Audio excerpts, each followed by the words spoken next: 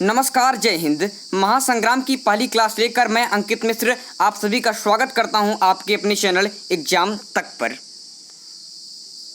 दोस्तों, आज की क्लास आप लोगों के लिए बहुत ही इंपॉर्टेंट होने वाली है और आज से हमारी ये जीके जीएस की सीरीज यहाँ से प्रारंभ होने चल रही है और ये हमारी पहली क्लास है। दोस्तों, ये क्लास पूरी तरीके से आपके UP police jail border fireman की जो नई वैकेंसी आई हैं उनके लिए इंपॉर्टेंट है। सो सारे इस क्लास को ज्वाइन करेंगे और पूरा अंत तक अवश्य देखेंगे। दोस्तों, जितने भी क्वेश्चन आज आपको मैं कराने वाला हूँ ये सारे क्वेश्चन प्रीवियस ईयर क्वेश्चन रहे हैं, बहुत ही इंपॉर्टेंट क्वेश्चन रहे हैं, तो आपको सारे क्वेश्चन लिख कर याद कर लेना है। दोस्तों, ये पहली क्लास है, इसकी भी कई सारी क्लासें आएंगी, इसलिए इस चैनल को सब्सक्राइब कर लीजिए जिससे जब मैं इसके नेक्स्ट वीडियो को डालूँ तो उसका नोटिफिकेशन आपको सबसे पहले मिलता रहे। और दोस्तों, आपके UP police jail border fireman के लिए जो हिंदी की क्लासें वो हमारी पहले से ऑलरेडी प्रारंभ हो चुकी हैं, जिसकी 2 क्लासें आपकी हो चुकी हैं। अगर इस क्लासों को देखना चाहते हो तो डिस्क्रिप्शन लाइन में और आई बटन पर आपको इस पूरी प्लेलिस्ट की लिंक मिल जाएगी, जाकर देख लीजिएगा। चलिए दोस्तों, आज के अपने क्वेश्चन की शुरुआत करते हैं। दोस्तों, जीके जीएस के क्वेश्चन है तो आपको आपके हर सब्जेक्ट के क्वेश्चन इसमें मिलने वाले हैं। चलिए दोस्तों, क्वेश्चन की शुरुआत करते हैं। तो यहाँ पर दोस्तों जितने भी क्वेश्चन आपको कराए जाएंगे ये फुल डिटेल में कराए जाएंगे, इसलिए एक नोटबुक अपने साथ लेकर बैठिए और जब भी जो क्वेश्चन जो एडिशनल फॉर्म को दिया जाए उसको नोट करते चलिए, क्वेश्चन को भी नोट करते चलिए। तो यहाँ पर पहला क्वेश्चन है कि दक्षिण अमेरिका के शीतोष्ण घास स्थलों को क्या कहते हैं। जो दक्षिण अमेरिका है इसके शीतोष्ण घास स्थलों को क्या कहते हैं। आपके पास ऑप्शन 4 है, पंपास, प्रेयरीज, वेल्ड या फिर सवाना। तो दोस्तों, इसका उत्तर हो जाएगा आपका ऑप्शन ए, पंपास कहते हैं दक्षिण अमेरिका के शीतोष्ण घास स्थलों को। दोस्तों, आपके उत्तरी अमेरिका के आपके घास के स्थलों को कहते हैं प्रेयरीज और आपके दक्षिण अफ्रीका, कौन यहाँ पर लिख लीजिए, दक्षिण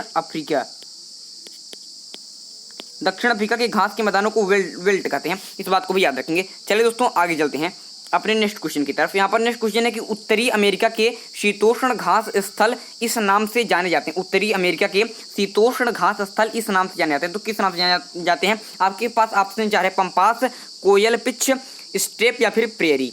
दोस्तों, ये क्वेश्चन आपको भी पिछले ही क्वेश्चन मैंने इसका उत्तर बता दिया है, तो इसका उत्तर हो जाएगा आपका ऑप्शन डी, प्रेयरी। उत्तरी अमेरिका के आपके घास स्थल को क्या कहते हैं, तो पंपास कहते हैं और आपके दक्षिणी अमेरिका क्या कहते हैं, प्रेयरी कहते हैं। इस बात को याद रखेंगे। और आपको वेल्ट के बारे में बताया कि इसे दक्षिणी अफ्रीका के आपके घास के मैदान को कहते हैं। चलिए अपने नेक्स्ट क्वेश्चन की तरफ चलते हैं। तो यहाँ पर नेक्स्ट क्वेश्चन है, आप देखिए बहुत ही इंपॉर्टेंट क्वेश्चन है कि स्वेज नहर किस किस को जोड़ती है। जो स्वेज नहर है ये किस किस को जोड़ती है। ऑप्शन 4 है, भूमध्य सागर और लाल सागर को, बाल्टिक और कैस्पियन सागर को, भूमध्य और उत्तरी सागर को, कि लाल सागर और कैस्पियन सागर। तो जो स्वेज नहर है ये किसको किसको जोड़ती है ये आपको बताना। दोस्तों, बहुत ही इंपॉर्टेंट क्वेश्चन है। और दोस्तों, स्वेज नहर के बारे में सबसे पहले आप ये जान लीजिए कि ये किस किस को जोड़ती है। तो ये भूमध्य सागर और लाल सागर को जोड़ती है। किसको जोड़ती है, भूमध्य सागर और लाल सागर को। तो यहाँ पर का पहला विकल्प आपका सही हो जाएगा। दोस्तों, बहुत इंपॉर्टेंट क्वेश्चन है और आपकी परीक्षा में बार बार देखने को मिले। दोस्तों, इसके बारे में 2-3 इंपॉर्टेंट बातें चलिए आपको बता देता हूँ। दोस्तों, सबसे पहले जान लीजिए स्वेज नहर के बारे में कि इसका जो निर्माण है, इसका क्या है, इसका जो दोस्तों जो निर्माण है ये प्रारंभ कब हुआ। तो ये प्रारंभ होता है 1859 में और 1859 में और 1869 में बनकर तैयार हो जाता है। कब बनकर तैयार हो जाता है, 1869 में बनकर तैयार हो जाता है। और फ्रांसीसी अभियंता थे फर्डिनेंट डी लेप्सिस के द्वारा इनको शुरू कराया गया था और 1869 में बनकर तैयार हो गया था। दोस्तों, इसकी लंबाई के बारे में पूछा जाता है परीक्षा में, इसकी लंबाई के बारे में। तो इसकी लंबाई आपको याद होनी चाहिए कि 193 किलोमीटर। कितना है इसकी लंबाई, 193 किलोमीटर किसकी है आपकी, इसकी लंबाई स्वेज नहर का लंबाई है। चलिए दोस्तों, अपने नेक्स्ट क्वेश्चन की तरफ चलते हैं। तो इस क्वेश्चन का आपका पहला विकल्प सही हो गया। नेक्स्ट क्वेश्चन है दोस्तों आपका चौथा क्वेश्चन, निम्नलिखित में से किस देश में अमेजन नदी बहती है। तो आपके पास ऑप्शन 4 है, स्वेज, संयुक्त राज्य अमेरिका, फ्रांस, ब्राजील की कनाडा। किसमें आपकी अमेजन नदी बहती है। दोस्तों, बहुत ही इंपॉर्टेंट क्वेश्चन होने वाला है ये। और दोस्तों, आपको इस जो बैच है ये आपकी जो जीके जीएस की जो बैच होने वाली है आपकी, इसमें आपके किसकी बैच है, ये आपके जीके जीएस की बैच है। कहने का मतलब इतिहास, भूगोल, आपके पॉलिटी संबंधित आपके साइंस जितने भी आपके विषय सारे क्वेश्चन आपको इस बैच में आपको देखने को मिलेंगे। तो तुरंत आप इस बैच को ज्वाइन कर लीजिए और दोस्तों इस चैनल को एग्जाम तक चैनल को सब्सक्राइब कर लीजिए। क्या कर लीजिए आप, सब्सक्राइब कर लीजिए। जब मैं भी इसके नेक्स्ट वीडियो डालूँ तो उसका नोटिफिकेशन आपको सबसे पहले मिल जाए। और हिंदी की क्लासों को नोटिफिकेशन, हिंदी जो क्लासें इसकी जो आपकी प्लेलिस्ट की लिंक है आपको डिस्क्रिप्शन लाइन मिल जाएगी, जाकर उन क्लासों को भी अवश्य देखिए। चलते दोस्तों इस क्वेश्चन का आंसर देखते हैं। तो इस क्वेश्चन का आंसर हो जाएगा आपका ऑप्शन सी, ब्राज़ील। जो आपके कौन है, जो आपकी अमेजन नदी है कहाँ पर बहती है, तो ये ब्राज़ील में बहती है। दोस्तों, अमेजन नदी की बात करेंगे तो ये दक्षिण अमेरिका महाद्वीप जो है, दक्षिण अमेरिका महाद्वीप की बात करेंगे तो उसके 9 देशों से, कितने देशों से, उसके 9 देशों से ये अमेजन नदी क्या होती है, बहती है। और बहुत ही दोस्तों इंपॉर्टेंट नदी है क्योंकि ये आपके विश्व की दूसरी सबसे बड़ी नदी, सबसे बड़ी नदी आपकी नील नदी है। ये दुनिया की आपके दूसरी सबसे बड़ी नदी कौन, अमेजन नदी। इसके बारे में आप इसको याद रखेंगे। और दोस्तों याद रखेंगे कि प्रवाहित जल के अनुसार अगर देखा जाए तो यह विश्व की सबसे बड़ी नदी है। किससे, सबसे बड़ी नदी है। और जो ब्राज़ील है इसमें सबसे ज़्यादा बहती है, ये सबसे ज़्यादा स्थान कवर करती है। और दोस्तों याद रखेंगे कि यह कहाँ से निकलती है, अगर बात करें यह कहाँ से निकलती है तो आपके पेरू देश है। कौन सा देश है, पेरू देश है। उसके एंडीज पर्वतमाला, आप एंडीज को तो जानते होंगे, एंडीज पर्वतमाला से निकलती है कौन, आपकी ये अमेजन नदी। और गिरती कहाँ है, तो याद रखेंगे कि गिरती है, कहाँ पर गिरती है पूछ लिए, तो ये आपके अटलांटिक महासागर में गिरती है। कहाँ पर, अटलांटिक महासागर में, अटलांटिक महासागर में क्या होती है, गिरती है। तो एंडीज जो आपकी कौन है, जो अमेजन नदी है, ये आपके एंडीज पर्वतमाला जो पेरू देश में यहाँ से निकलती है और आपके अटलांटिक महासागर में गिरती है। और ये विश्व की क्या होती है, आपकी सेकेंड लार्जेस्ट आपकी क्या है, आपकी रिवर है। इसके बारे में याद रखेंगे। फर्स्ट अपन नील नदी है और ये आपकी सबसे ज़्यादा ब्राज़ील से निकलती है, दक्षिण अमेरिका महाद्वीप के 9 देशों से होकर बहती है। इस बारे में आप याद रखेंगे। चलिए अपने नेक्स्ट क्वेश्चन की तरफ चलते हैं। तो यहाँ पर नेक्स्ट क्वेश्चन है कि सरसों के बीज का सबसे अधिक उत्पादन करने वाला राज्य, सरसों जो बीज होता है इसके सबसे अधिक उत्पादन करने वाला राज्य कौन सा है। ऑप्शन आपके पास चाह रहा है, महाराष्ट्र, राजस्थान, उत्तर प्रदेश या फिर गुजरात। तो बताइए दोस्तों इसका उत्तर क्या होगा, बहुत ही इंपॉर्टेंट क्वेश्चन है। तो दोस्तों इसका सही उत्तर हो जाएगा आपका राजस्थान। सरसों के बीज का सबसे अधिक उत्पादन करने वाला राज्य कौन सा, आपके राजस्थान है। दूसरे स्थान पर दोस्तों आपका एमपी है। कौन है, दूसरे स्थान पर दोस्तों क्या है, आपका एमपी है। और तीसरे स्थान पर आपका हरियाणा है, हरियाणा है। तो सरसों के बीजों का सबसे अधिक उत्पादन करने वाला कौन सा आपका है, सबसे फर्स्ट नंबर आपका राजस्थान है। दोस्तों अगर मैं बात करूं धनिया की, अगर मैं बात करूं धनिया की, तो धनिया को उत्पादित करने में भी सबसे ज़्यादा आपका कौन उत्पादित करता है, तो आपको राजस्थान याद करता है। राजस्थानी आपको उत्पादित करता है, आपको धनिया को भी सबसे ज़्यादा, इसको बारे में भी आप याद रखेंगे। और राजस्थान दोस्तों आपके क्षेत्रफल के दृष्टिकोण से सबसे बड़ा राज्य है। और उत्तर प्रदेश जो दोस्तों है ये आपके जनसंख्या के दृष्टिकोण से सबसे बड़ा राज्य है। इसके बारे में आप इस बात को याद रखेंगे। चलिए दोस्तों अपने नेक्स्ट क्वेश्चन की तरफ चलते हैं। तो यहाँ पर छठवां क्वेश्चन है दोस्तों आपके, काजीरंगा राष्ट्रीय उद्यान किसके लिए प्रसिद्ध है। जो काजीरंगा राष्ट्रीय उद्यान है ये किसके लिए प्रसिद्ध है, ये आपसे पूछा गया है। आपके पास ऑप्शन चाह रहे हैं, गैंडा के लिए, बाघ के लिए, कि कस्तूरी मृग के लिए या फिर हाथी के लिए। तो काजीरंगा जो राष्ट्रीय उद्यान है किसके लिए प्रसिद्ध है दोस्तों, क्या है आपका, ये बहुत इंपॉर्टेंट क्वेश्चन है। दोस्तों जितने भी क्वेश्चन आपको कराए जा रहे हैं सारे आपके क्या है, आपके ये प्रीवियस ईयर के क्वेश्चन रहे हैं। तो सारे क्वेश्चन को आपको नोट होने चाहिए और आपको याद होने चाहिए। और यही क्वेश्चन जो आपको बार बार परीक्षा में देखने को मिलते हैं। तो दोस्तों याद रखेंगे जो काजीरंगा राष्ट्रीय उद्यान है ये किसके लिए प्रसिद्ध है, तो एक सींग वाले गैंडे के लिए प्रसिद्ध है। एक सींग वाले गैंडे के लिए इसको यह प्रसिद्ध है। और काजीरंगा राष्ट्रीय उद्यान के बारे में याद रखेंगे कि इसकी जो स्थापना है, यहाँ पर देखिए इसकी जो क्या है, इसकी जो स्थापना है ये 1905 में हुई। कब हुई, 1905 में। तो 1905 में इसकी स्थापना हुई थी। और ये कहाँ पर स्थित है, तो ये आपके असम राज्य में स्थित है। असम राज्य में क्या आपकी स्थित है। तो इसकी स्थापना 1905 में हुई और यह असम राज्य में स्थित है। और कुल क्षेत्रफल कितना है, तो आपके जो काजीरंगा राष्ट्रीय उद्यान है इसका कुल क्षेत्रफल कितना है, तो इसका कुल क्षेत्रफल आपका 430 वर्ग किलोमीटर, 430 वर्ग किलोमीटर इसका कुल क्षेत्रफल है आपके काजीरंगा राष्ट्रीय उद्यान की। और दोस्तों ये यूनेस्को द्वारा घोषित विश्व धरोहर में से एक है। कौन, काजीरंगा राष्ट्रीय उद्यान। तो इसके बारे में याद रखें, काजीरंगा राष्ट्रीय उद्यान एक सींग वाले गैंडे के लिए काफी प्रसिद्ध है। इसकी स्थापना 1905 में हुई, असम राज्य में स्थित है और 430 वर्ग किलोमीटर इसका क्षेत्रफल है। और यह यूनेस्को द्वारा घोषित विश्व धरोहर में से एक है। कौन, काजीरंगा राष्ट्रीय उद्यान। आगे चल दोस्तों नेक्स्ट क्वेश्चन की तरफ। तो यहाँ पर नेक्स्ट क्वेश्चन है कि सिंधु जो नदी है का उद्गम होता है, जो सिंधु नदी इसका उद्गम होता है कहाँ से होता है। आपके पास ऑप्शन 4 हैं, हिंदुकुश पर्वतमाला से, हिमालय पर्वतमाला से, काराकोरम पर्वतमाला से या फिर कैलाश पर्वतमाला से। दोस्तों आप इस वीडियो को शेयर करने में कोई कमी नहीं दिखाएंगे क्योंकि ये वीडियो आपके लिए बहुत ज़्यादा इंपॉर्टेंट है। और यूपी जो जेल वार्डर की तैयारी कर रहे हैं, जो भी नई वैकेंसियाँ आई हैं, उनके लिए मेरे पास आपके लिए सबसे ज़्यादा इंपॉर्टेंट बात यह है कि आपकी ये जीएस की जो क्लास है, क्या महासंग्राम क्लास मैंने इसका नाम दिया है। तो आप लोगों को क्या करना है, आपको महासंग्राम करना भी है और पूरी क्लास को देखना है। और सारे क्वेश्चन आपको नोट होने चाहिए, सारे क्वेश्चन आपको याद होने चाहिए। और अब जो एग्जाम तक चैनल दोस्तों आपको समय समय पर जिस प्रकार की आपकी वैकेंसियाँ आती हैं उस प्रकार की क्लासें आपके लिए प्रोवाइड करता है। और इस समय आपकी सबसे आगे जो लॉकडाउन के बाद यूपी जेल वार्डर की वैकेंसियाँ हैं, तो इस बात को याद रखेंगे कि इस क्लास पर हमारा पूरा ध्यान आकर्षित है। और हमने हिंदी क्लास पहले से ही प्रारंभ कर दी, 2 क्लासें हुई, जाकर देख लीजिए। और अब नेक्स्ट क्लासें आपकी आने ही वाली हैं। और दोस्तों दो क्लासें हो चुकी हैं और आपके जीके की महासंग्राम की पहली क्लास, इसकी क्लास भी आपको जल्दी अगली क्लास में मिलेगी। तो इस प्रकार से आप अगर एग्जाम तक चैनल से अपनी तैयारी को जारी रखेंगे और तो आपके लिए बहुत ही इंपॉर्टेंट होने वाला है। और दोस्तों सबसे इंपॉर्टेंट बात है कि हमारी मैथ्स की क्लास भी आपके लिए इंपॉर्टेंट है। हमारी मैथ्स की क्लास भी आपके लिए चल चुकी है और अभी तक 3 क्लासें मैथ की भी हो चुकी हैं। तो इस क्लास की भी लिंक आपको पूरी प्लेलिस्ट की लिंक डिस्क्रिप्शन लाइन में जाएगी, जाकर इस क्लास को भी देखिए। तो सारी क्लासें आपकी हिंदी की क्लासें आपको यहाँ पर प्रारंभ हो चुकी हैं। जीके जीएस की ये पहली क्लास आपकी प्रारंभ भी हो गई, जीके जीएस की।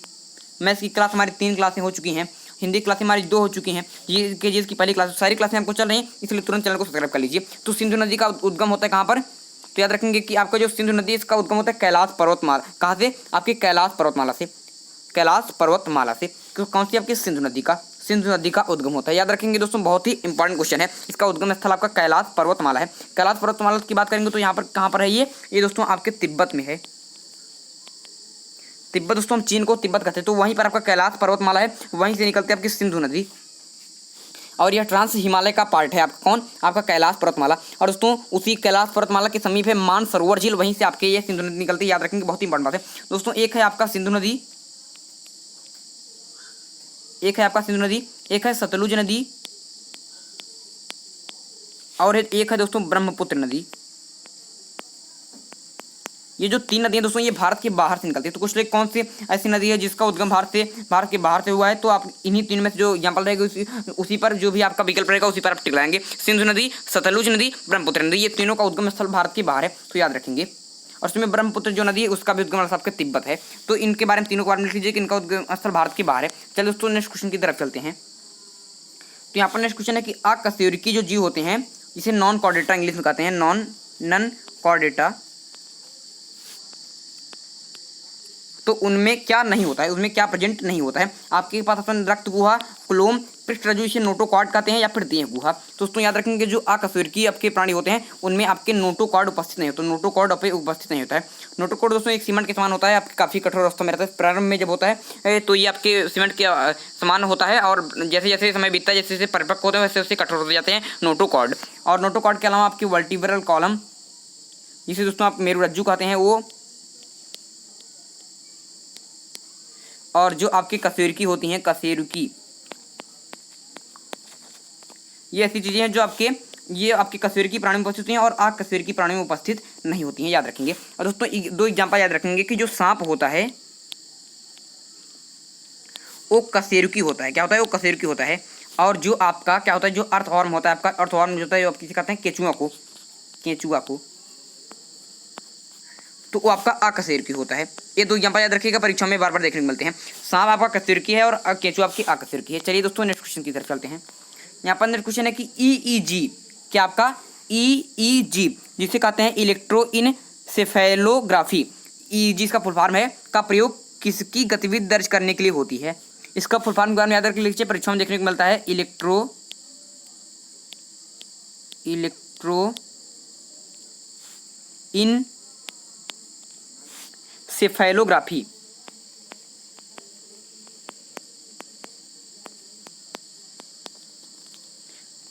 इलेक्ट्रोइनसेफेलोग्राफी इसका पूरा फुल फॉर्म है आपके ईईजी का। इसका प्रयोग किसकी गतिविधि दर्ज करने के लिए होता है, तो आपके मस्तिष्क की गतिविधि दर्ज करने के लिए इसका प्रयोग होता है, किसके, ईईजी का। याद रखेंगे, बहुत ही इंपॉर्टेंट क्वेश्चन है। तो याद रखेंगे, बहुत ही फेवरेट क्वेश्चन बनता है कि ईईजी का प्रयोग किसकी गतिविधि दर्ज करने के लिए किया जाता है, तो आपके मस्तिष्क की गतिविधि दर्ज करने के लिए हम ईईजी का प्रयोग करते हैं। दोस्तों क्या है आपके, बहुत ही इंपॉर्टेंट क्वेश्चन है, सारे क्वेश्चन क्या है, बहुत ही इंपॉर्टेंट है। चलिए नेक्स्ट क्वेश्चन की तरफ चलते हैं। तो यहाँ पर क्वेश्चन है कि बिना बुझा हुआ चूने का रासायनिक नाम क्या है। जो बिना बुझा हुआ चूना होता है इसका रासायनिक नाम क्या होता है। दोस्तों आपको पता होना चाहिए कि बिना बुझा हुआ जो चूना किसे कहते हैं, आपकी बर्न्ट लाइम को, किसको, बर्न्ट लाइम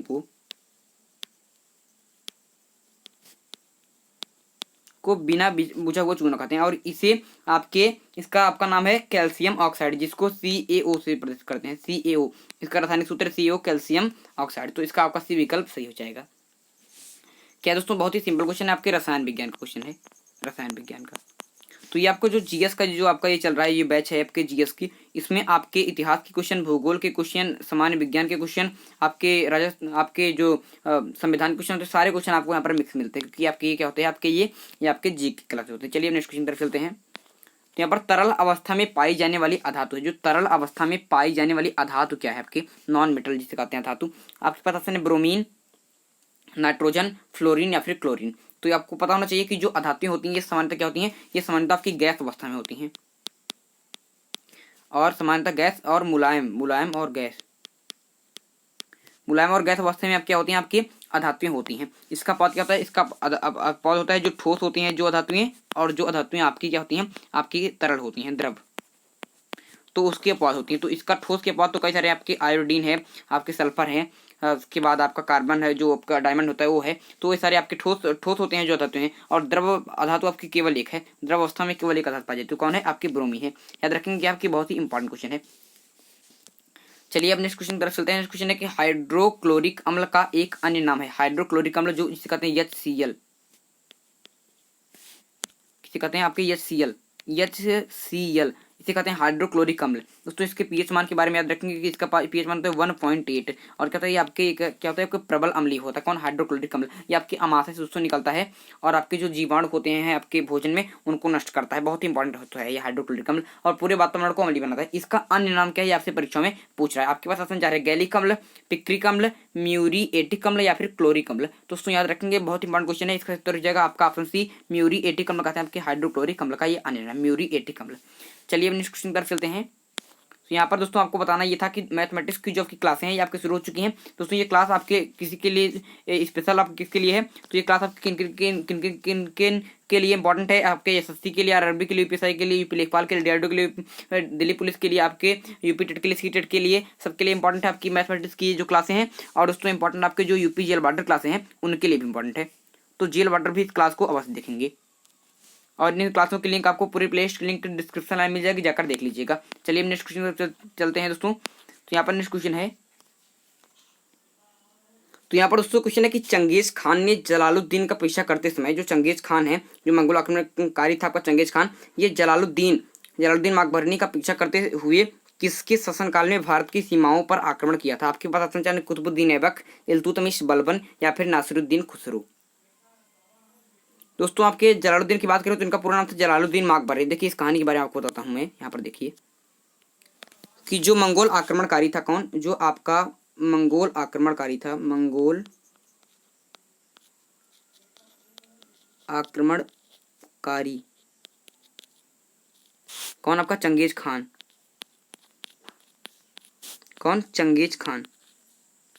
तो जो मंगोल आक्रमणकारी था आपका कौन, चंगेज खान, ये आपके किसको, ये आपके जलालुद्दीन माकबरनी किसका पुत्र था, जो ख्वारिज्म शाह का, जो आपके ख्वारिज्म शाह थे, ख्वारिज्म शाह, इन्हीं के जो पुत्र थे, कौन थे, इन्हीं के जो पुत्र थे आपके जलालुद्दीन माकबरनी।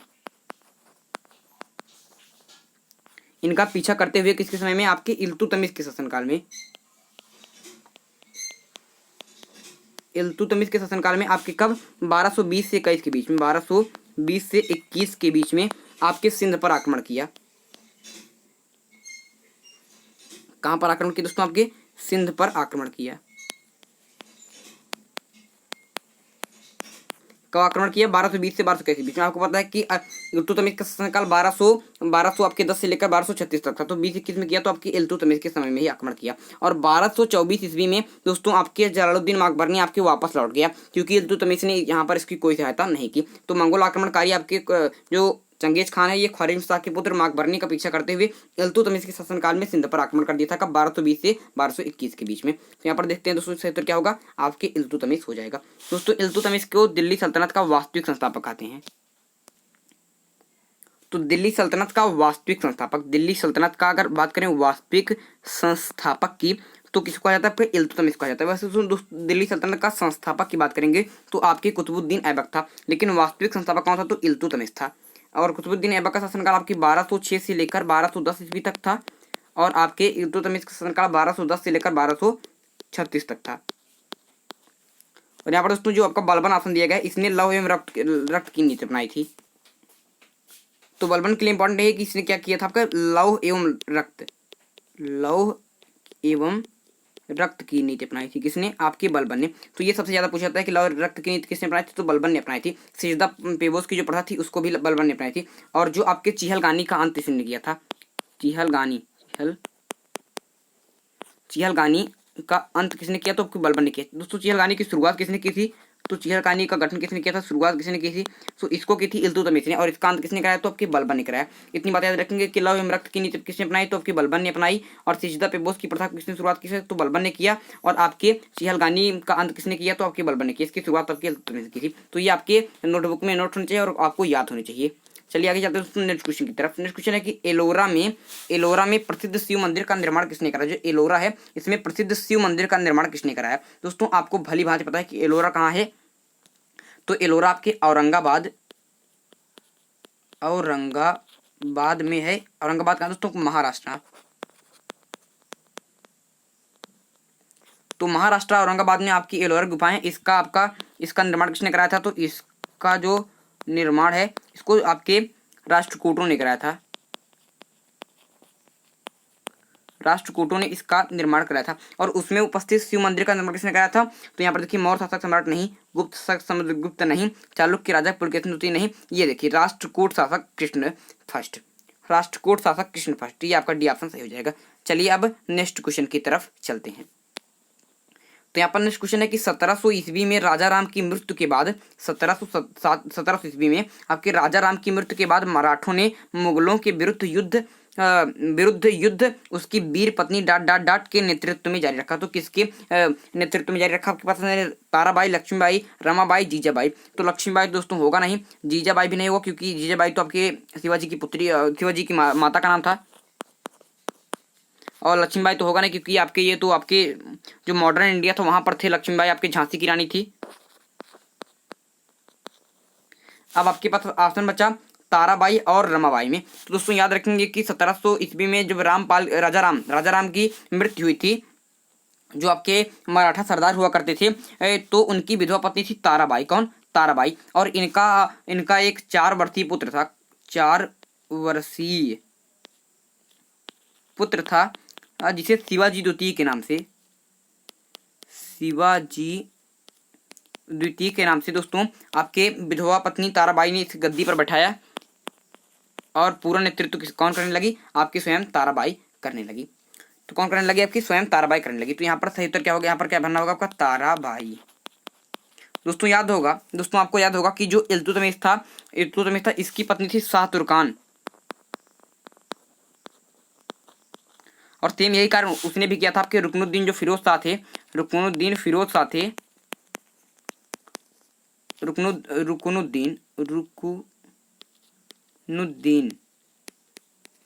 शाह को गद्दी पर बैठाया नाम मात्र के लिए। और पूरा नेतृत्व कौन करने लगी थी, पूरा नेतृत्व आपके शाह तुर्कान के हाथों में चली गई थी। उसी प्रकार से आपकी पत्नी ताराबाई भी थी। इन्होंने अपने जो पुत्र थे शिवाजी द्वितीय,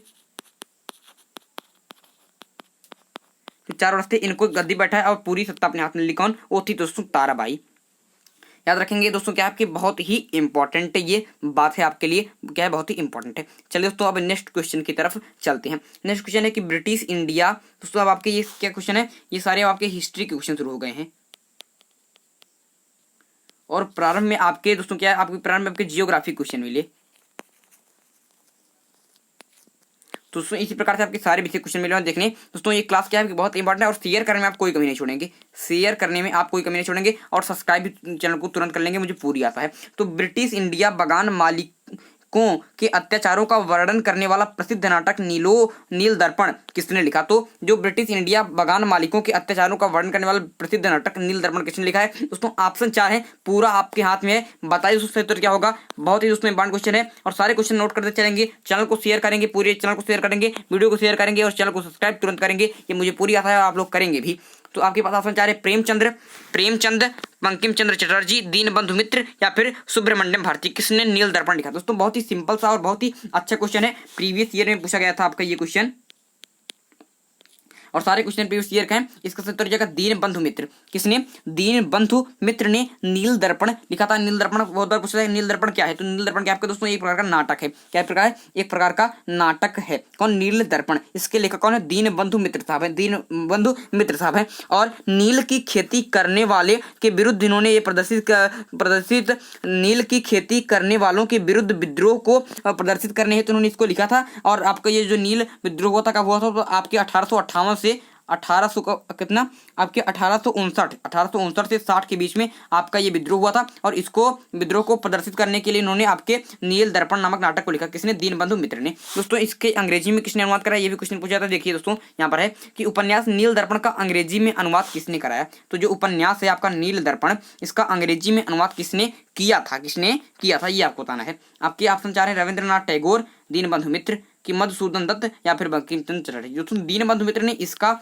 आपको क्या इसकी रचना की थी, क्या की थी, इसकी रचना की थी, ना कि इसके आपका अंग्रेजी में अनुवाद किया। तो अंग्रेजी में अनुवाद किसने किया था, यही आपको बताना है। बहुत ही इंपॉर्टेंट क्वेश्चन है दोस्तों। इसका सही उत्तर जाएगा मधुसूदन दत्त ने इसका अंग्रेजी में अनुवाद किया था। और ये दोस्तों क्या है, बहुत ही इंपॉर्टेंट क्वेश्चन है और बहुत ही सिलेक्टेड क्वेश्चन परीक्षा में बार बार पूछा गया है। और दोस्तों नील विद्रोह के बारे में याद रखेंगे, कब हुआ था, आपके 1859 से 1860 में ये हुआ था, इस बात को याद रखेंगे। और इसको ही प्रदर्शित करने के लिए दीनबंधु मित्र ने नील दर्पण नामक नाटक लिखा था। इसका अंग्रेजी अनुवाद मधुसूदन दत्त ने किया था। चलिए अब नेक्स्ट क्वेश्चन की तरफ चलते हैं। तो यहाँ पर दोस्तों मिलान का क्वेश्चन आ गया। देखिए यहाँ पर क्या आ गया दोस्तों, आपका मिलान का क्वेश्चन आ गया है। मिलाइए। केशव सेन, दयानंद सरस्वती, आत्माराम पांडुरंगा, सैयद अहमद खान। और यहाँ पर आपका स्तंभ 2 में है प्रार्थना समाज, ब्रह्म समाज, अलीगढ़ आंदोलन या फिर आर्य समाज। तो किससे कौन संबंधित थे, ये आपको बताना है, बहुत ही इंपॉर्टेंट है दोस्तों। बहुत इंपॉर्टेंट क्लास चल रही है दोस्तों, तुरंत इसको शेयर कीजिए, चैनल को सब्सक्राइब कर लीजिए, वीडियो को लाइक कर लीजिए। इंपॉर्टेंट क्लास, बहुत इंपॉर्टेंट क्लास। तो स्तंभ 1 हम स्तंभ 2 से मिलाते। देखिए दोस्तों आपके यहाँ पर देखिए, सबसे पहले जो सिंपल रहता है पहले इसको मिलाते हैं। दयानंद सरस्वती सबको पता है कि ब्रह्म समाज। दोस्तों दो कंफ्यूजन आता है आपके, जो आपके राजा जो कौन थे, जो आपके राजा राम मोहन राय थे, उन्होंने आर्य समाज की स्थापना की थी और दयानंद सरस्वती ने ब्रह्म समाज की स्थापना की थी। तो दयानंद सरस्वती ब्रह्म समाज हो जाएगा। आत्माराम पांडुरंग सब जानते हैं आपके प्रार्थना समाज से संबंधित है।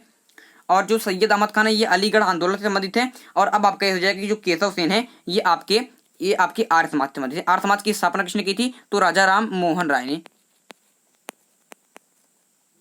और मोहन राय को आपके जो राजा की उपाधि किसने दी थी, तो अकबर द्वितीय ने दी थी। इस बात को भी तुरंत नोट कर लीजिए। किसने, मुगल शासक अकबर द्वितीय ने उन्हें राजा की उपाधि दी थी। किसको, मोहन राय जी को। राजा राम मोहन राय इनका पूरा नाम हो गया था।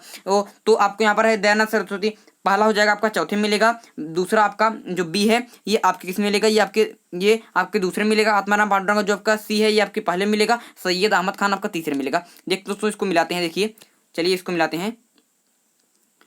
तो यहाँ पर देखिए आपका केशव सेन पहला वाला चौथी में, तो पहला वाला चौथी किसमें, इसमें है। तो ये आपका सही उत्तर हो जाएगा। दोस्तों अगर आपको सबको नहीं पता, अगर एक ही पता, जैसे किसी को पता है कि दयानंद जो सरस्वती हैं ये तो आपके ब्रह्म समाज में है, जो दयानंद सरस्वती हैं ये तो आपके ब्रह्म समाज से संबंधित है। दयानंद सरस्वती की समाज है दोस्तों, दयानंद सरस्वती ब्रह्म समाज से संबंधित नहीं है। देखिए यहाँ पर देखिए थोड़ी सी गड़बड़ी दोस्तों हो गई है। देखिए इसको समझने का प्रयास करेंगे कि यहीं पर भूल हो जाती है। दयानंद सरस्वती तो आर्य समाज के नहीं, आपके ब्रह्म समाज के संस्थापक थे। ब्रह्म समाज के नहीं, दयानंद सरस्वती आपके आर्य समाज के संस्थापक थे। तो बी वाला दोस्तों आपके, बी वाला किसमें मिलेगा दोस्तों, आपके बी वाला आपके चौथे में मिलना चाहिए। बी वाला दोस्तों आपके चौथे में मिलना चाहिए। दोस्तों इस क्वेश्चन में मुझे कुछ गड़बड़ी दिख रही है कि ये मिलान करने में देखिए यहाँ पर दयानंद सरस्वती ब्रह्म समाज नहीं होगा, आपका आर्य समाज होगा। सैयद अहमद खान जो आपके अलीगढ़ आंदोलन हो जाएंगे। और तीसरा चौथा आपका जो बी है ये चौथे में जाएगा। बी चौथे में किस में जा रहा है, बी चौथे में इसमें जा रहा है, इसमें जा रहा है। और जो आत्माराम पांडुरंगा है ये आपके किस में जाएंगे, ये पहले में जाएंगे। सी वाला पहले में किसमें, इसमें जा रहा है। तब केशव सेन किसमें, ब्रह्म समाज में जाएंगे। केशव सेन आपके किस में जाएंगे, केशव सेन आपके ब्रह्म समाज में जाएंगे। यहाँ पर देखिए अगर इसको हम बी वाले को चौथे में मिलाएं और सी वाले को आपके पहले में, सी वाले को आप किस में मिलाएं, सी वाले को दोस्तों आपको दूसरे में मिलाएं, सी वाले को दोस्तों आपको पहले मिलाएं, सी वाले को पहले मिलाएं। तो आपका जो ए है जो आपके दूसरे में जाएगा ब्रह्म समाज में, और आपका दूसरे में जाएगा। और जो आपका डी वाला सर सैयद अहमद खान ये तीसरे में जाएगा, अलीगढ़। यही दोस्तों यहाँ पर सही होगा। यहाँ पर देखिए दोस्तों इसका उत्तर क्या होगा, आपका ऑप्शन ई सही होगा। देखिए यहाँ पर समझने का प्रयास कीजिए, आपका सी विकल्प सही होगा कि जो केशव सेन है ये आपके ब्रह्म समाज में जाएंगे। केशव सेन आपकी ब्रह्म समाज में जाएंगे। दयानंद सरस्वती आपके आर्य समाज में जाएंगे। आत्माराम पांडुरंग आपके प्रार्थना समाज में जाएंगे। और सैयद अहमद खान आपके अलीगढ़ आंदोलन में जाएंगे। तो यहाँ पर देखिए दोस्तों लास्ट में हमने सही उत्तर निकाल लिया। थोड़ी दोस्तों गड़बड़ी हो जाएगी, उसके लिए दोस्तों आपको माफ कीजिएगा। कभी कभी ऐसे क्वेश्चन में दिक्कतें देखने को मिल जाती हैं, तो आपका ये आप फाइनली आपकी सी विकल्प सही होगा। ये मिलान करना था, बहुत ही इंपॉर्टेंट था। चलिए दोस्तों अपने दोस्तों यहाँ पर सबको दयानंद स्तुति और आपके आत्माराम पांडुरंग के बारे में और आपके सर सैयद अहमद खान के बारे में पता था, इनके बारे में नहीं पता, तो इसी थोड़ा करने में थोड़ा गड़बड़ी हो गई, लेकिन लास्ट में हमने निकाल लिया कि दयानंद सरस्वती आपकी आर्य समाज में, आत्माराम पांडुरंग प्रथम समाज में, सैयद अहमद खान आपकी अलीगढ़ आंदोलन में और केशव सेन आपकी ब्रह्म समाज में। ये दोस्तों थोड़ा इनको सही नहीं दिया, तो यही दोस्तों आपका इसका एक्सप्लेनेशन हो जाएगा। चलिए अब नेक्स्ट क्वेश्चन की तरफ चलते हैं। तो यहाँ पर नेक्स्ट क्वेश्चन है कि किस भारतीय राज्य पर कब्जा करने के लिए राज्य अपहरण नीति को नहीं अपनाया गया था। तो राज्य अपहरण नीति नहीं अपनाई गई थी, किस राज्य को कब्जा करने के लिए, किस राज्य को विलय करने में अंग्रेजी में। आपके पास ऑप्शन है सतारा, नागपुर, झांसी, पंजाब। दोस्तों क्या है, बहुत ही इंपॉर्टेंट क्वेश्चन है और बहुत ही इंपॉर्टेंट क्वेश्चन है आपके लिए। तो बताइए दोस्तों सही उत्तर क्या होगा आपके इस क्वेश्चन का। दोस्तों ये राज्य अपहरण नीति वही नीति है, कौन सी नीति, जो डलहौजी ने व्यापकगत नीति अपनाई थी, जो डलहौजी ने व्यापकगत सिद्धांत अपनाया था, व्यापकगत सिद्धांत,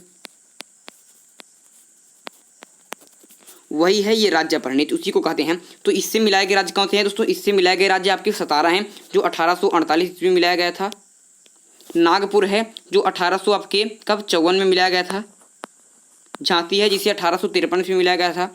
दोस्तों ये क्या था व्यापक सिद्धांत जानते हैं, ये सिद्धांत क्या था दोस्तों, ये सिद्धांत आपको था कि अगर कोई भी राजा महाराजा अगर उसका कोई पुत्र नहीं है तो दत्तक पुत्र को मान्यता नहीं दी जाएगी, और उसके मरने के बाद उसको क्या मिल जाएगा, उस राज्य को आपको अंग्रेजी राज्य में मिला जाएगा, उसको जो दत्तक पुत्र होगा उसे पेंशन मात्र दिया जाएगा। तो ये आपका जो व्यापक सिद्धांत था, जिससे कई सारे राज्य को आपके अंग्रेजी राज्य में मिला गया, जिसको पुत्र नहीं थे उसके दत्तक पुत्र को मान्यता दी नहीं गई। तो इससे आपकी 17 को मिला गया 1848 में, नागपुर को 1854 में, झांसी को 1853 में। लेकिन पंजाब को दोस्तों इस सिद्धांत से नहीं मिलाया गया था। पंजाब को किस प्रकार से मिलाया गया था, तो पंजाब को आपके पंजाब का जो विलय हुआ था अंग्रेजी राज्य में, ये दूसरे आंग्ल सिख युद्ध से हुआ था, जो 1848 से 1849 के बीच हुआ था। 48 से 49 में क्या आपके सेकेंड आंग्ल सिख युद्ध,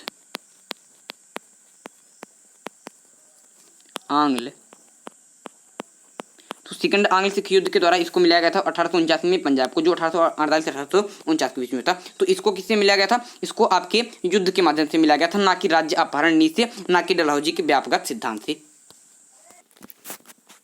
तो इस क्वेश्चन को याद रखेंगे, क्या है बहुत ही इंपॉर्टेंट क्वेश्चन। दोस्तों आप शेयर सब्सक्राइब करने में कोई कमी नहीं छोड़ेंगे, क्योंकि हम आपके लिए कोई कमी नहीं छोड़ रहे। महासंग्राम की इस इंपॉर्टेंट क्लास के साथ हम आपके साथ बार बार हाजिर हो रहे हैं, और आपको नई नई क्लासेस चल रहे हैं, जो भी आपके वैकेंसी आ रहे हैं सारी क्लासें आपको जनता चैनल के माध्यम से प्रोवाइड कराए जा रहे हैं। तो आप भी इसको सब्सक्राइब करने में, शेयर करने में कोई कमी नहीं छोड़ेंगे, इससे मुझे पूर्ण विश्वास है। और सारे क्वेश्चन दोस्तों आपको नोट करने हैं, और सारे क्वेश्चन आपको क्या है, आपको नोट करना है और आपको याद करना है। तो यहाँ पर दोस्तों नेक्स्ट क्वेश्चन भी आ गया है कि टेलीग्राफ लाइन सर्वप्रथम कहाँ से कहाँ तक बिछाई गई। दोस्तों आज के इस सेशन में लगभग आपके 30 मोस्ट इंपॉर्टेंट क्वेश्चन आपको होने वाले हैं, 30 मोस्ट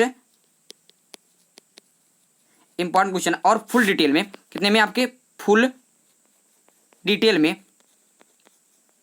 और उसमें जब ये क्लास आपकी कंप्लीट हो जाएगी तो आपको डिस्क्रिप्शन लाइन चेक करना है। क्या करना है आपको, डिस्क्रिप्शन लाइन आपको चेक करनी है, और वहां पर आपको कई सारी वीडियो क्लिप जिससे आपको पता है कि मैथ की क्लास आपकी प्रारंभ हो चुकी है, पूरी प्लेलिस्ट की लिंक मिलेगी। हिंदी की क्लासें आपकी प्रारंभ हो चुकी हैं, उसकी पूरी प्लेलिस्ट मिलेगी, और ये जो आपकी जी की क्लास है इसकी पूरी प्लेलिस्ट की मिलेगी। तो इस पूरी प्लेलिस्ट को आपको अपने मित्रों के साथ शेयर कर देना है, और जो क्लासें आपने अभी तक नहीं देखी मैथ की या फिर हिंदी की, तो जाकर तुरंत देखिए दोस्तों, बहुत ही इंपॉर्टेंट क्लास आपकी चल रही है। दोस्तों जो मैथ क्लास की आपकी लगभग 1 घंटे क्लास होती है, हिंदी क्लास लगभग दोस्तों आपकी आधे घंटे क्लास होती है, और जो आपके ये जी की क्लास होने वाले ये भी लगभग आपके 45 मिनट की क्लास होंगी। ये आपके इसमें लगभग 30 मोस्ट इंपॉर्टेंट क्वेश्चन आपको कराए जाएंगे। तो टेलीग्राफ लाइन सर्वप्रथम कहाँ से कहाँ तक बिछाई गई, तो टेलीग्राफ जो लाइन है दोस्तों, टेलीग्राफ लाइन जो दोस्तों कहाँ से कहाँ तक बिछाई गई, तो सर्वप्रथम दोस्तों टेलीग्राफ लाइन की बात करेंगे, बहुत ही इंपॉर्टेंट क्वेश्चन होता है, और ये आपके सर्वप्रथम 1853 ईस्वी में बिछाई गई थी।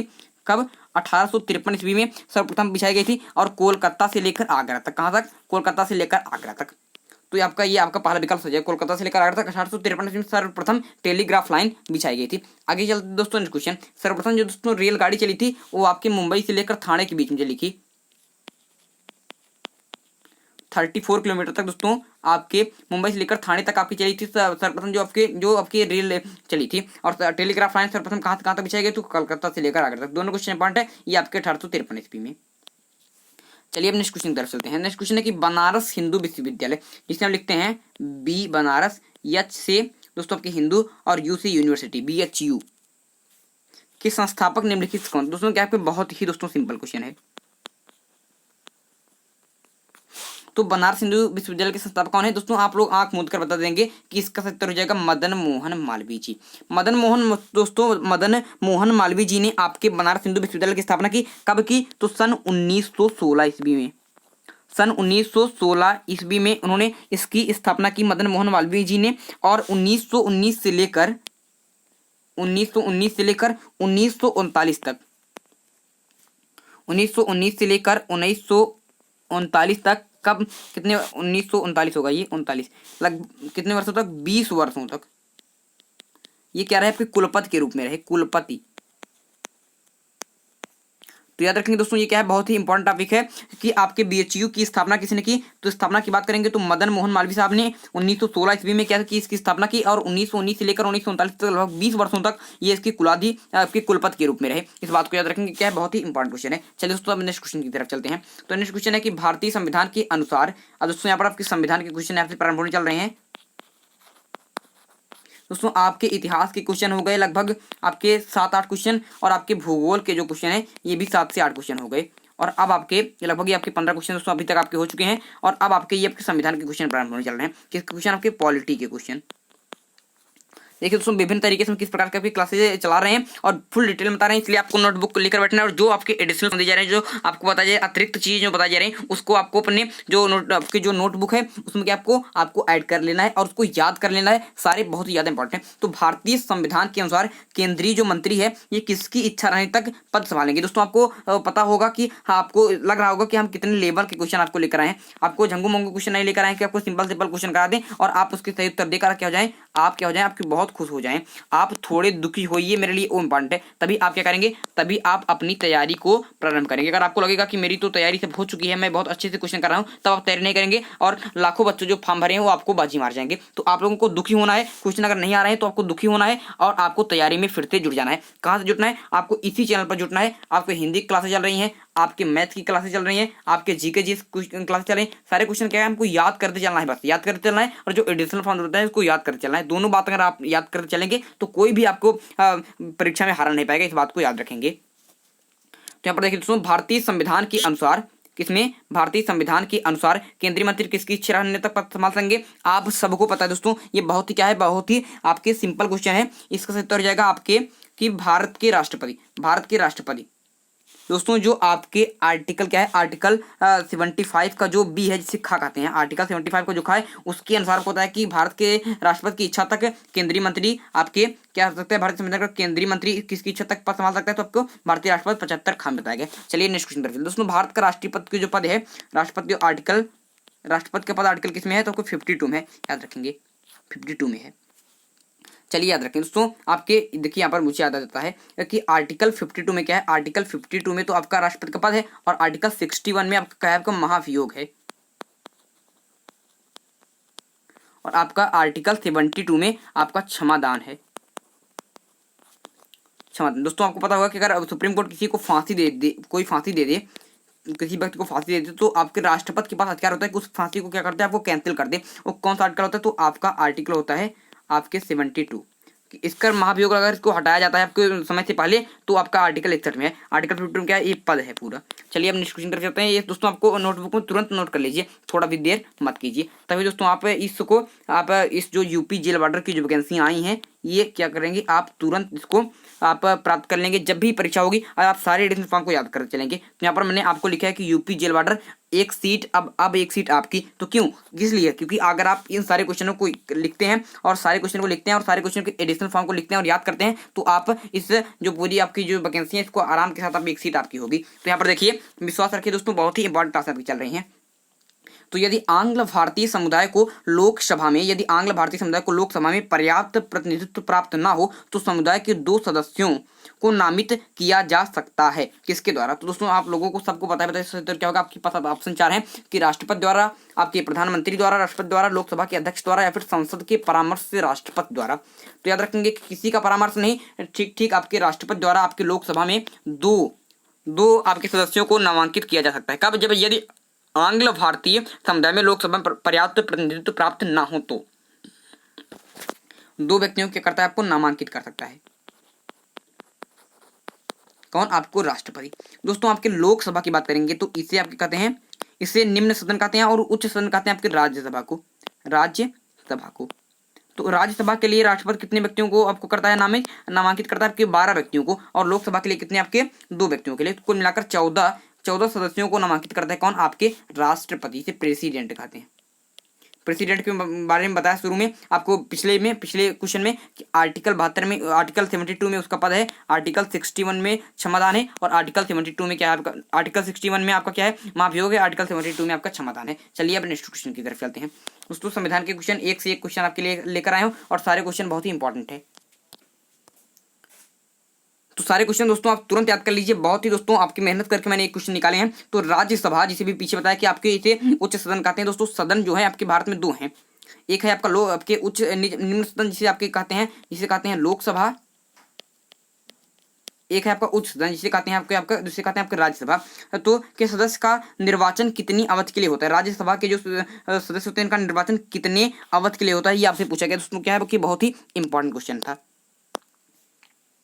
तो क्या है आपके बहुत ही इंपॉर्टेंट क्वेश्चन है और सब लोगों को पता है। क्या है, बहुत ही सिंपल भी क्वेश्चन है ये परीक्षा में दोस्तों क्या है 1000 बार पूछा गया कि राज्य जो सभा होती है इसके सदस्य का निर्वाचन कितनी अवधि के लिए होता है। तो दोस्तों सबको पता है कि कितने के लिए होता है, 6 वर्षों के लिए। दोस्तों याद रखेंगे कि जो लोकसभा है और राज्यसभा, इसमें थोड़ा सा कभी कभी कंफ्यूजन जाता है। तो लोकसभा के सदस्यों की आपकी जो कार्यकाल होता है 5 वर्षों का होता है। कितने वर्षों का, आपके 5 वर्षों का। और जो राज्यसभा होता है इसके सदस्यों का आपका कार्यकाल कितना होता है, 6 वर्षों का होता है। तो दोनों के बारे में कंफ्यूज आपको नहीं होना है। दोस्तों राज्यसभा की बात करते हैं तो इस आर्टिकल में आपका आर्टिकल 81 में है। कितने में है दोस्तों, आपके आर्टिकल 81 नहीं, आर्टिकल 80 में है आपके।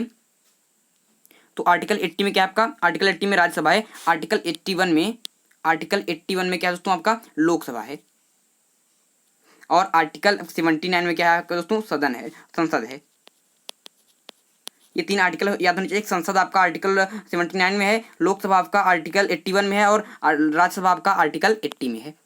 चलिए, और राज्यसभा का जो आपके सदस्य होते हैं इनका निर्वाचन 6 वर्षों के लिए, और लोकसभा के सदस्यों का निर्वाचन उनके 5 वर्षों के लिए होता है। ये दोस्तों आप तुरंत नोटबुक में लिख लीजिए, बहुत ही इंपॉर्टेंट होता है। और दोस्तों राज्यसभा के बारे में जान लीजिए कि राज्यसभा की अधिकतम संख्या कितनी होती है, अधिकतम सदस्यों की संख्या कितनी होती है, 250, 250 होती है। और ये क्या होता है, एक प्रकार का स्थायी सदन होता है। क्या होता है आपका, स्थायी सदन होता है।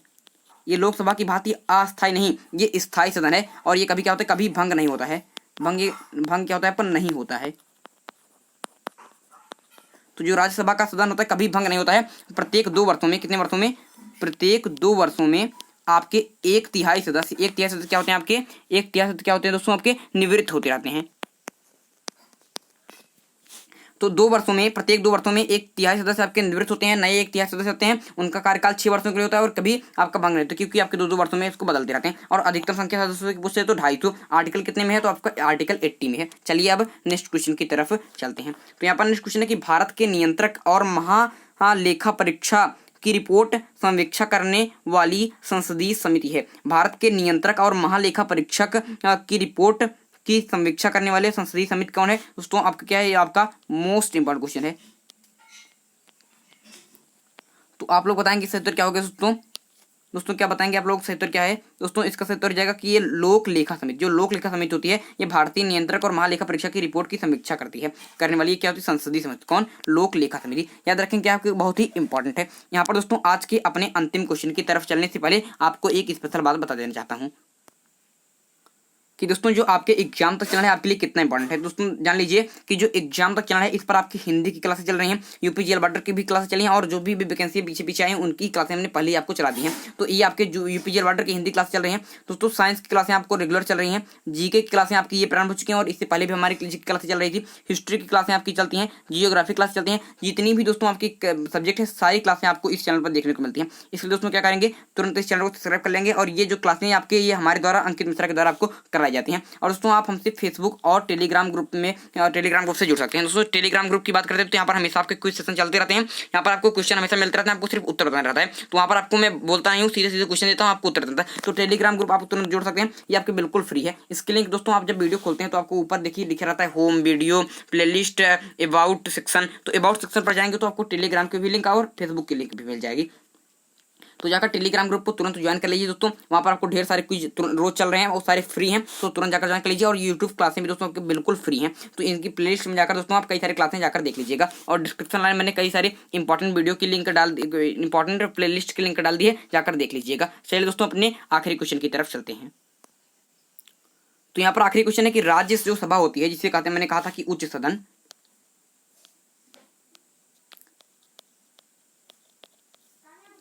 तो उच्च सदन क्या होती है? उच्च सदन होता है आपका राज्यसभा। तो उच्च सदन होता है आपका राज्यसभा।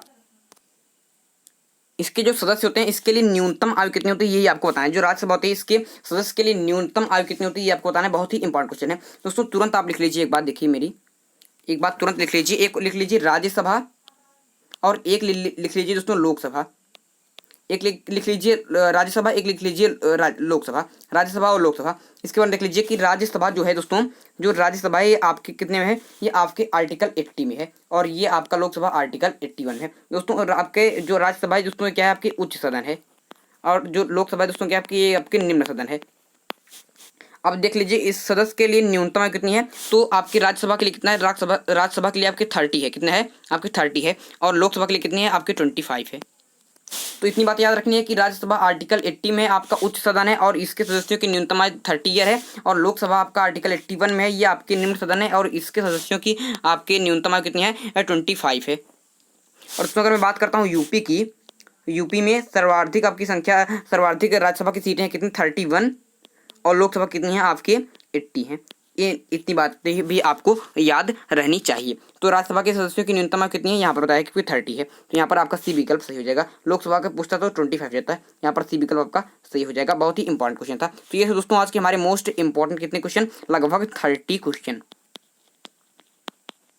और फुल डिटेल में आपको सारे क्वेश्चन कराएंगे। क्वेश्चन करने में कितना मजा आया, क्वेश्चन करने में कितना मजा आया, इस बात को हमें दोस्तों आपको क्या करना है? आपको कमेंट बॉक्स में बताना है। और हमारे पढ़ाने का अंदाज कैसा है ये भी आपको कमेंट बॉक्स में बताना है।